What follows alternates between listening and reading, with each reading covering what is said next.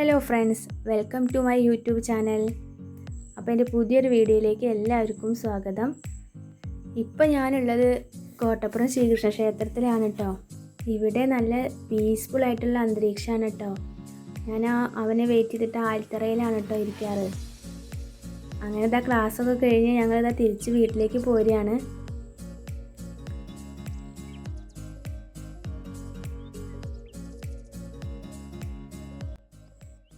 അങ്ങനെ ഇതാ ഞങ്ങൾ വലിയകുന്ന് സെൻറ്ററിലെത്തി. അപ്പോൾ ഇന്ന് ഞങ്ങൾക്ക് വൈകിട്ട് ചിക്കൻ ഗ്രില്ല് ചെയ്യാനുള്ളൊരു പരിപാടി ഉള്ളതുകൊണ്ട് തന്നെ ഞങ്ങൾക്ക് അതിന് വേണ്ട സാധനങ്ങളൊക്കെ വാങ്ങാനുണ്ടായിരുന്നു കേട്ടോ. വലിയകുന്ന് എത്തിയപ്പോഴത്തേക്ക് നല്ല മഴയായതുകൊണ്ട് ഞങ്ങൾ കടയുടെ മുന്നിൽ അങ്ങനെ വെയിറ്റ് ചെയ്യാണ്. മഴയൊക്കെ കഴിഞ്ഞ് ഞങ്ങൾ സാധനങ്ങളൊക്കെ വാങ്ങി വീട്ടിലേക്ക് തിരിച്ചു പോയി കേട്ടോ.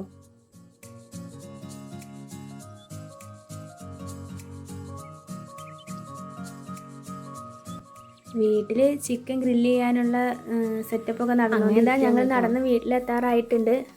വീട്ടിലിതാ അടുപ്പൊക്കെ സെറ്റ് ചെയ്യാനുള്ള തയ്യാറെടുപ്പാണ്. മുരളിയേട്ടതാ ഞങ്ങൾക്ക് അടുപ്പൊക്കെ സെറ്റ് ചെയ്ത് തരാതിരിക്കുകയാണ് കേട്ടോ. ഇഷ്ടിക വെച്ചിട്ടാണ് അടുപ്പ് കൂട്ടുന്നത്.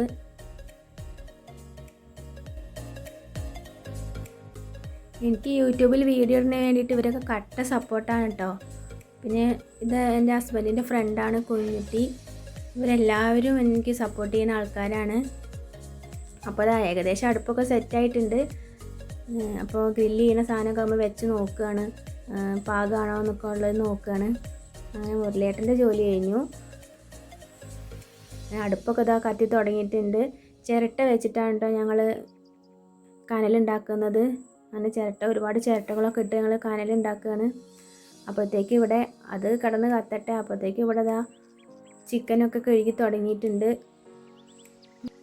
ചിക്കൻ കഴുകലും അടുപ്പ് കത്തലൊക്കെ ഒരു സൈഡിൽ കൂടെ അവിടെ നടക്കട്ടെ. ഞാനിതാ മസാല ഉണ്ടാക്കാനുള്ള തയ്യാറെടുക്കലാണ്. വെളുത്തുള്ളിയും ഇഞ്ചിയും ഒരു മിക്സിയുടെ ജാറിലേക്ക് ഇട്ടിട്ട് നല്ല ഫൈനായിട്ട് അരച്ചെടുക്കുക. അതിലേക്ക് മുളക് പൊടി, കുരുമുളക് പൊടി, ഗരം മസാല, മല്ലിപ്പൊടി, ഉപ്പ്, മഞ്ഞൾപ്പൊടി ഇത്രയും ചേർത്തിട്ട് ഒന്ന് മിക്സാക്കി കൊടുക്കുക.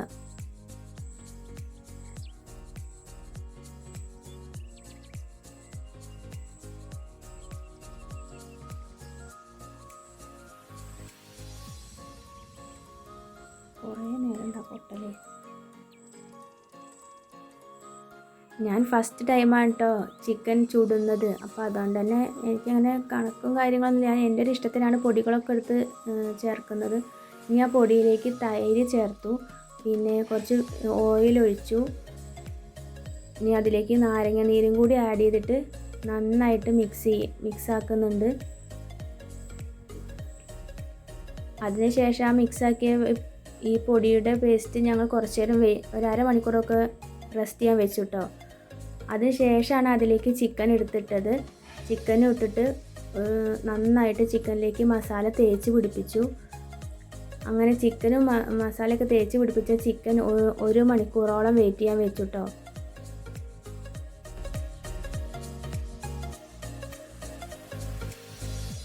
ചിക്കൻ്റെ ഓരോ പീസിലേക്കും മസാല നന്നായിട്ട് പിടിക്കണം. അങ്ങനെ എല്ലാതും തേച്ച് പിടിപ്പിച്ച് കൊടുക്കുകയാണ്. അതവിടെ റെസ്റ്റ് ചെയ്യാനിരിക്കട്ടെ.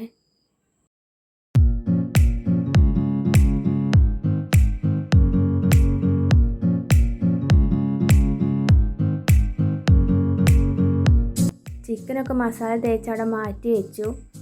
ഇനി അപ്പോഴാണ് മുരളിയേട്ടൻ പറഞ്ഞത് ചക്ക ഇട്ട് തരാമെന്നുള്ളത്. അപ്പോൾ അങ്ങനെ ഇതാ മുരളിയേട്ടൻ ചക്ക ഇടാൻ വേണ്ടിയിട്ട് പ്ലാവിലേക്ക് അതാ കയറുന്നു. അങ്ങനെ ഇപ്രാവശ്യത്തെ ചക്ക എല്ലാതും ഇട്ടു കേട്ടോ.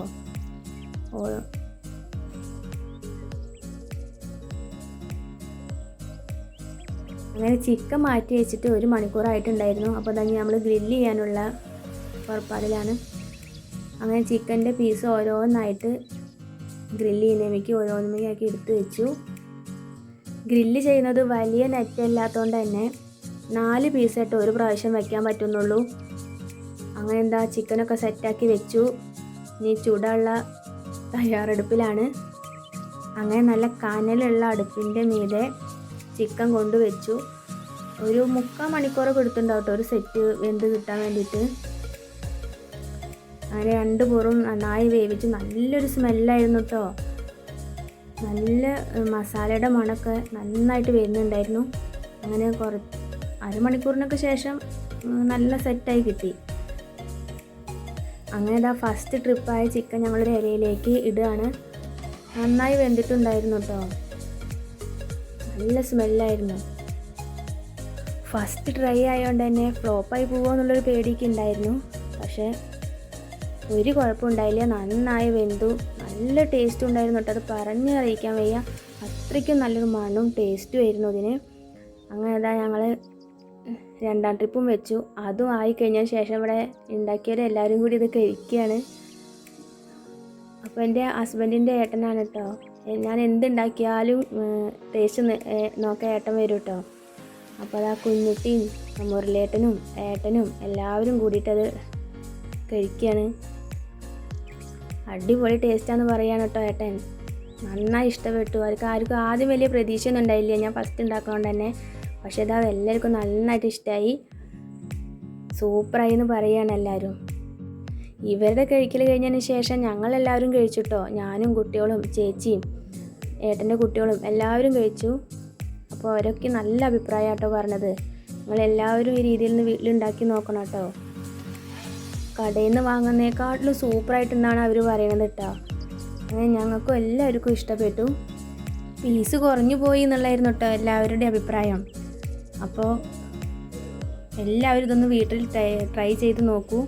ഇതായിരുന്നു കേട്ടോ ഞങ്ങളുടെ ലാസ്റ്റ് ഫൈനൽ ലുക്ക്. ബായ്.